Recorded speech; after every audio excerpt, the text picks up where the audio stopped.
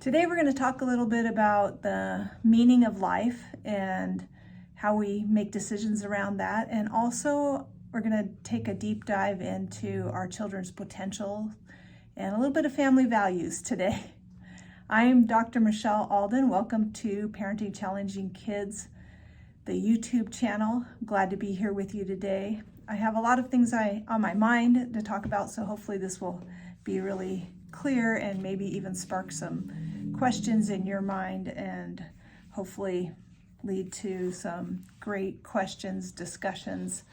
And remember too that if you want to have live interaction coaching, you can do that at parentingchallengingkids.com. Sign up for the playroom and you get coaching on questions and situations that are happening in your home every single week, probably happening every single day. So that is a really good avenue to get some one-on-one coaching in a group setting. So I was thinking about this whole idea of the meaning that we attribute to things. And I said this a little bit in the last video. I was talking about the struggles that we have with our kids and how in our struggles in our lives, and how sometimes when we're in those struggles, we just think this is it. This is going to last forever, because that's part of the nature of being really stressed out, is that we can't see a lot of options and it just feels like this is taking forever. It may only be a few days, or it may have only been going on for a few weeks, but most parents that I talk to, the behaviors have been going on for a really long time. I'm starting to get more and more parents that are coming to me when their kids are younger, which is great, because that's probably when the problem started. But I talk to parents that have kids that are in their teen years all the way up to 17, 18 years old as well. And most of the time, there's just been these struggles from really maybe the beginning, but certainly around school age is when we start to really see it. So remember, and if you don't remember, then look at the last video, but hard things that we happen and we can overcome them. And that's kind of what we want to teach our kids. And so part of looking at the potential that is in your children is looking, I think, through a lens that tells us to trust that there is a plan for their growth and their progression in this world, even when they're little and maybe even before you can see it. And I think that is a really core value that you might want to think about adopting as you look at your children. I know a lot of parents will tell me like, oh, they're so smart, and they're very worried about how they're wasting that potential. But even if we take that aside, like whether they're doing well at school or not, like what strengths do we see in our kids, and what are we calling out? And I think that even in the challenges that they face, this is where I think that the real mind shift has to change, is that we have to look at their challenges instead of looking at those as disabilities or things that are going to keep them from reaching their potential. We have to see that those challenges, that's part of the plan for their growth, and it may be part of the plan for your growth too, which is really probably truer than we like to believe, that those hard things that we go through with our kids also change us and shape us. And all that change and shaping of us, I have so many parents that tell me like, I wasn't this way before, and now I have PTSD, and now I have all these things, anxiety and depression, because of how hard it is with our kids. And I'm not trying to fault that or belittle that in any way. Like, that is a true thing that happens when we are in a house with people that have really challenging behaviors and are coming at us with that all the time. But I'm just talking about a mindset shift that is your work to do as a parent, to change that, to look at all of it as not that something is happening to you, but that this is part of the plan for your family, and that in that you can teach your children not only eternal laws and create an environment that provides them enough autonomy and enough potential, talk of potential that helps them to make the choices so they can learn and grow. And at any level that our kids are in their abilities, that is kind of one of the goals that I have in working with families, is that we look and we see where the kids can be functional and where they can be more functional, and what this is going to look like if we just continue on this path. And it doesn't do a lot of good to try to talk to the child about that. It's like, oh, if you don't do this or if you do that, then you're going to end up, in jail or all of those things. I do have sometimes a moment where we talk about, like, if we do nothing, then this is what's going to happen. But what I'm really talking about here is calling out those gifts that we see in our kids and working to help them to overcome their challenges and to work with their challenges. It's going to be like with a lot of kids, they may always need a schedule. They may always need this kind of structure. Our goal in setting up the structure is not to baby them along all of the time, but as they get older, we move that to where they can start creating that structure. And that's not going to happen for a long time. I mean, I'm talking about kids that maybe are 18 and getting ready to leave. Then we can talk about maybe shifting some of that structure, and responsibility of that to them with some of your kids that are, really having a hard time. What I find is, even when I am working with families with kids that are really young and they do our program, is that when things start to get really bad and hard again, and the kids start to default to behaviors that they had before, the parents are saying, like, well, we don't have the structure that we had before. We don't have these things in place that we had before. These tools are for you to use when those things happen, because we know that when kids go through different developmental milestones, or changes happen in the family or changes happen at school, that they're going to revert back to some of those behaviors, and they may not let go of some of them altogether, but you have the tools to use. And I'm talking a lot more than just the tools of, like, when they're really young and we can just do safety holds or hold on to them. I'm talking about using the tools that are part of the book I wrote, Parenting Emotionally Distressed Kids, using those connecting language tools that you've been taught, using the tools that you learned in the program, all of that. So, and I think that a big piece of it really has to do with our mindsets of seeing that potential and really trusting in the plan for their growth and progression, even when they're little and even when you can't see it. So we're always making changes and moving forward. And so it's we know that the only time that things go backwards is if we do nothing. Like, we know that if we don't do anything, we don't make changes, we don't change the way that we're parenting with our kids that are really difficult, and we're just kind of waiting to see if it's going to get better.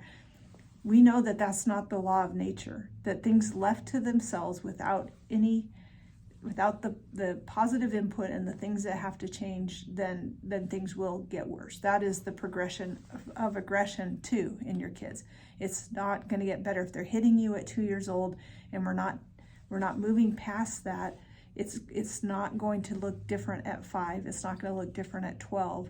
We have to change that trajectory now. So, and I think that comes from really being forward thinking as a parent, where instead of just looking for the resources that you can get to fix your child, that you start really looking at what it's going to take for you to be able to make those changes. And I think it's going to take that you're going to need some parent coaching, and you're going to need some help, because making changes in your home is really hard.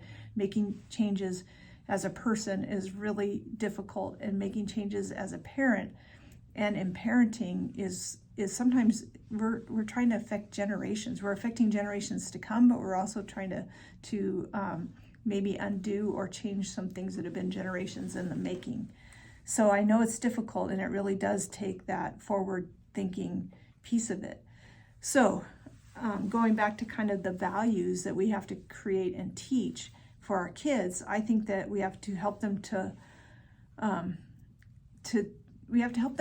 follow a path that we are really working hard to put them on. And we know that in that path, they're not going to always make the right choices, but we are setting up the environment or the path of this is how it's going to go. And I think that instead of seeing obstacles in the path, I like to look at the bumpers that we can put there. So it's like if they go too far this way, they hit against, an obstacle or a bumper that kind of keeps bumping them back into the path. I believe that this happens in our lives as adults as well. Some obstacles maybe we're meant to go around or climb over, but sometimes those obstacles are meant to kind of keep us back in the path.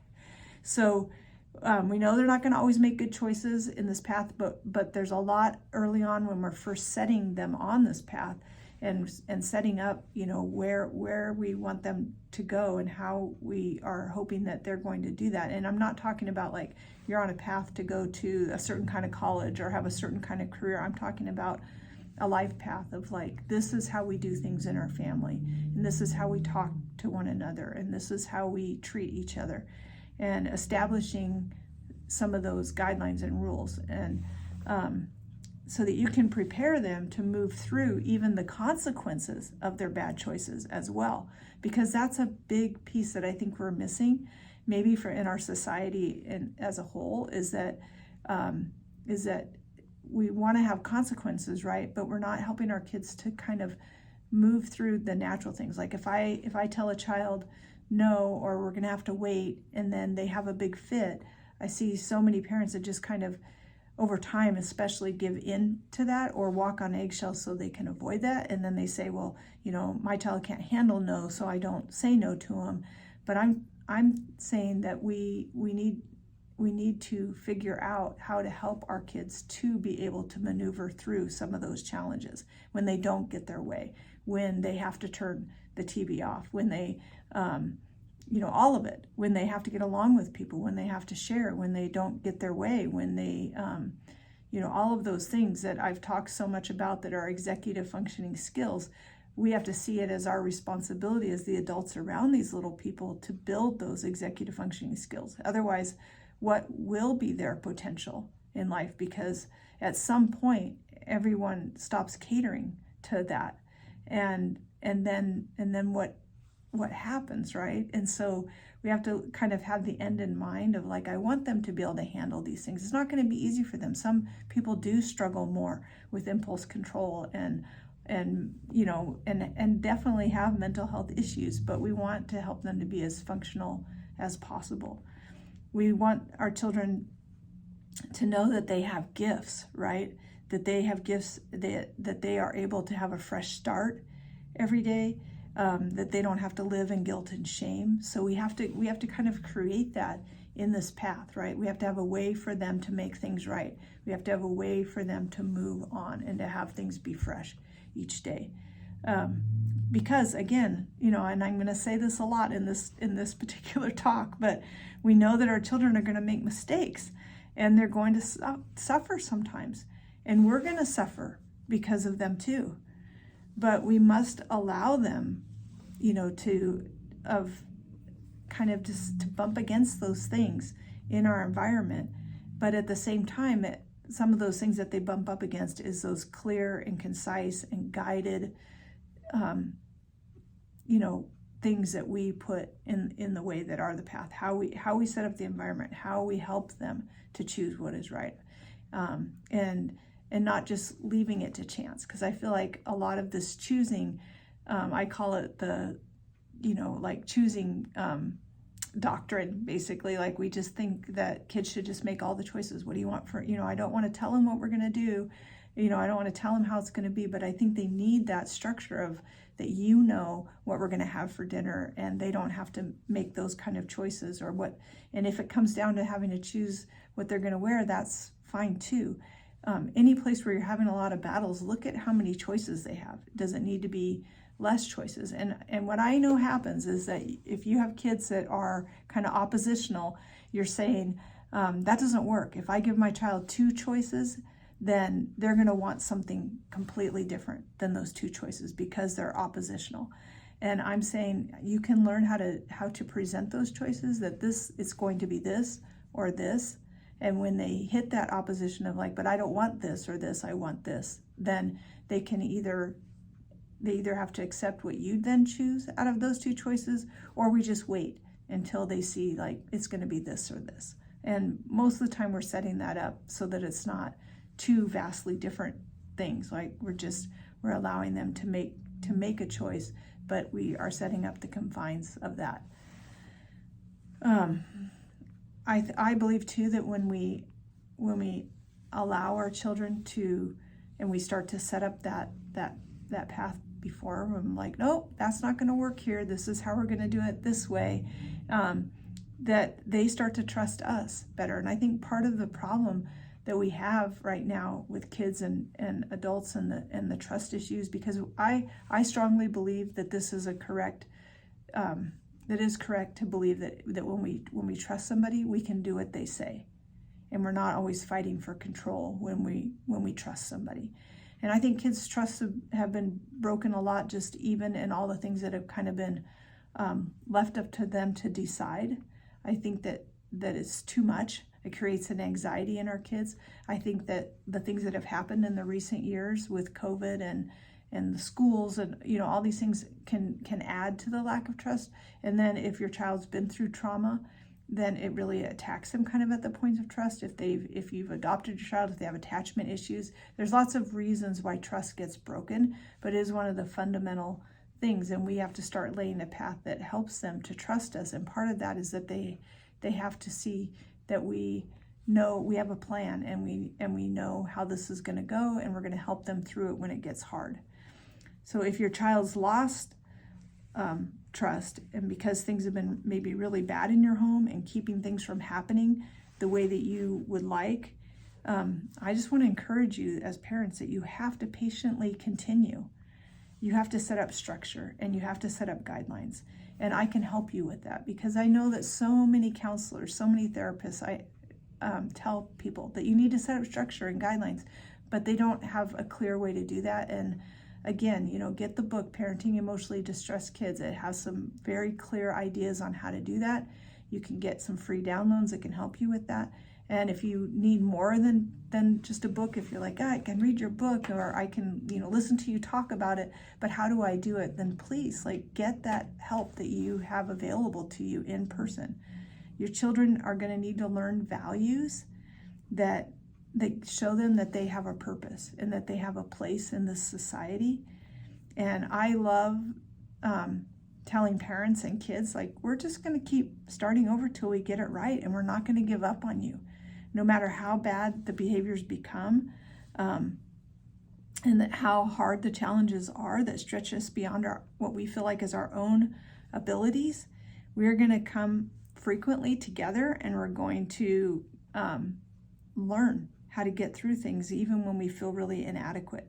You are going to want to look for resources that can help you when things are hard, because that's when we want to give up, right? When it's the hardest.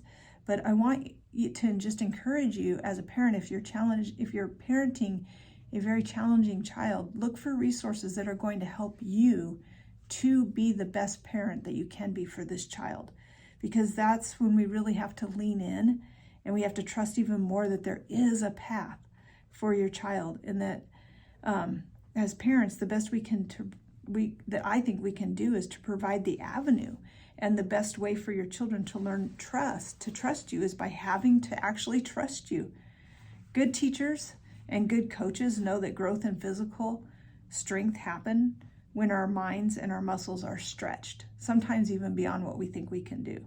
So these challenges that you're facing with your child and I know that you can feel it in your everywhere, right? Down to your soul. These are really soul stretching experiences as parents, that we need to be focused on our kids' growth and progress, even if it's tiny baby steps, and even if it's 3 steps forward and 2 steps back, and 3 steps forward and 2 steps back. And I know it feels like that a lot. And especially when things look really dark and they don't feel like it's working, I really want you to get the support that you need as a parent, because it's so critical that you have this belief that you can do it and that you can help your child through it. Even if all the other professionals are like, we don't know what to do. We couldn't even do an evaluation because this child was running around and, going crazy, right? Or if the school's throwing up their hands and not knowing what to do. This is your child, and you have been given, I believe, the potential to see that gift in each of your children, even though it may be really dark right now, and you may need some help with that. And again, remember that the struggle that you're in right now, it's not going to always last. Hard things happen so that we can overcome them. And I want to help you as the parents to not just make choices about what you're going to do for your child, but make decisions. There's a big difference between just making a choice or making decisions. And I think as parents, you may feel like your decision making for and in behalf of your children has been greatly limited, maybe by schools, maybe by other professionals, but you can do this, because really we know that these hard things that we overcome together, they build faith and confidence, and they build trust in between us. So the meaning in all of the things, like when we're trying to figure out, like, why is my child acting like this, or what does this mean, for my life, you get to decide that. You get to decide what that meaning is going to be. You get to decide if these challenges and these disabilities that your child has, or these ways that your child is malfunctioning are going to be a lifetime thing that is always going to keep them out of the game and out of being able to do what they were meant to do, or whether you're going to look at those and think, wow, what can we do with this? Like, these are where your skills are, and how can we build from there? There's no diversity, and I believe this with all my heart, but there is no diversity without difficulty.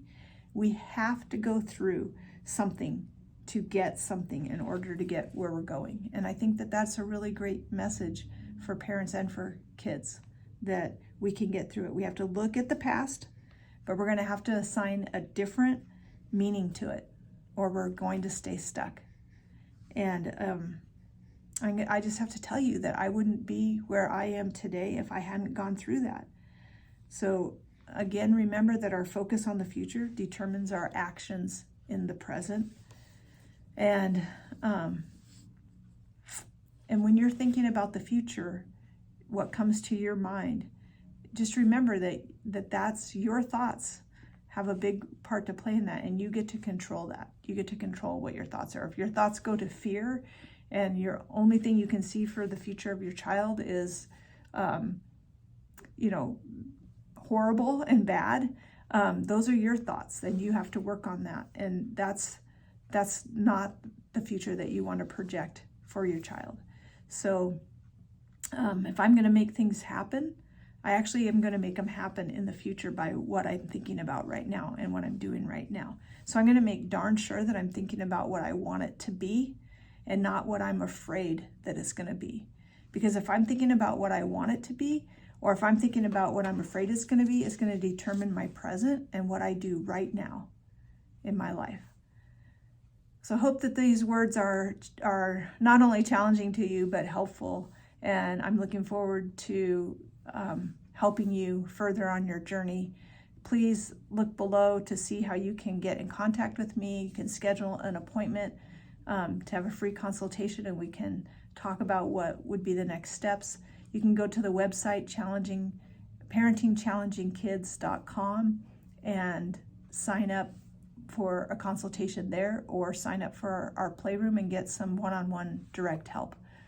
All right, see you next week.